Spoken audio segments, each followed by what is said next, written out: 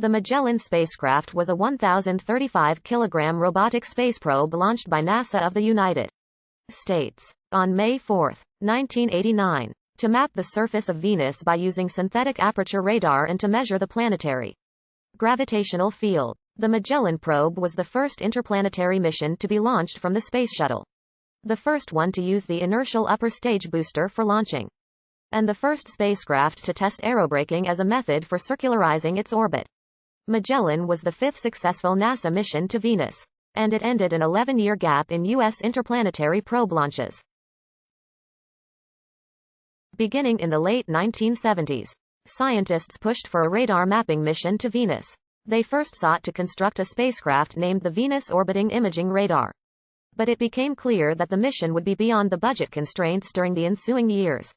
The voir mission was cancelled in 1982. A simplified radar mission proposal was recommended by the Solar System Exploration Committee, and this one was submitted and accepted as the Venus Radar Mapper program in 1983. The proposal included a limited focus and a single primary scientific instrument. In 1985, the mission was renamed Magellan, in honor of the 16th-century Portuguese explorer Ferdinand Magellan, known for his exploration, mapping, and circumnavigation of the Earth.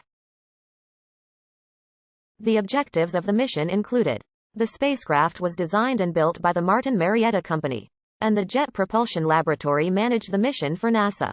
Elizabeth Bayer served as the program manager and Joseph Boyce served as the lead program scientist. For the NASA headquarters, for JPL, Douglas Griffith served as the Magellan project manager and R. Stephen Saunders served as the lead project scientist. To save costs, most of the Magellan probe was made up of flight spare parts and reused design elements from other spacecraft. The main body of the spacecraft, a spare one from the Voyager missions, was a 10-sided aluminum bus containing the computers, data recorders, and other subsystems. The spacecraft measured 6.4 meters tall and 4.6 meters in diameter.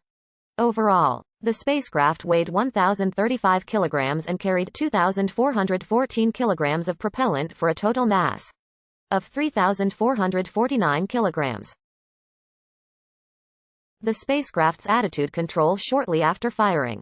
Therefore, even a 0.5% SRM alignment error could generate side forces of 445 N. Final conservative estimates of worst-case side forces resulted in the need for 8 445 N. thrusters, 2 in each quadrant, located out on booms at the maximum radius that the Space Shuttle orbiter payload bay would accommodate. The actual propulsion system design consisted of a total of 24 monopropellant hydrazine thrusters, fed from a single 71 cm diameter titanium tank. The tank contained 133 kilograms of purified hydrazine. The design also included a pyrotechnically isolated external high-pressure tank with additional helium that could be connected to the main tank prior to the critical Venus orbit insertion burn to ensure maximum thrust from the 445 N thrusters during the SRM firing. Other hardware regarding orientation of the spacecraft consists of a set of gyroscopes and a star scanner.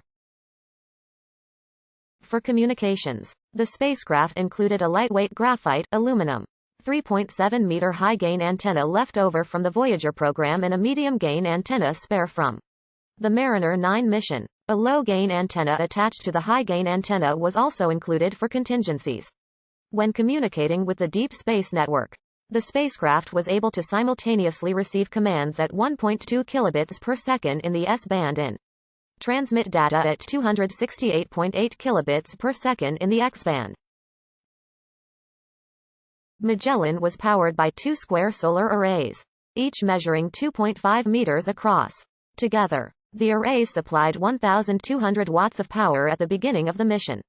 However, over the course of the mission the solar arrays gradually degraded due to frequent extreme temperature changes.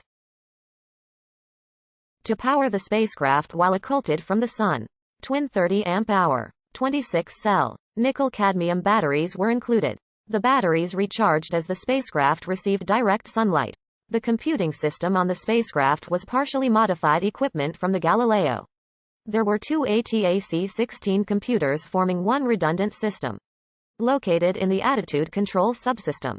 and 4 RCA1802 microprocessors as 2 redundant systems to control the command and data subsystem.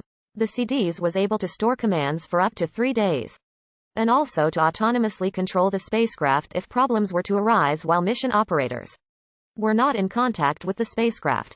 For storing the commands and recorded data, the spacecraft also included 2 multi-track digital tape recorders, able to store up to 225 megabytes of data until contact with the Earth was restored and the tapes were played back. Thick and opaque. The atmosphere of Venus required a method beyond optical survey to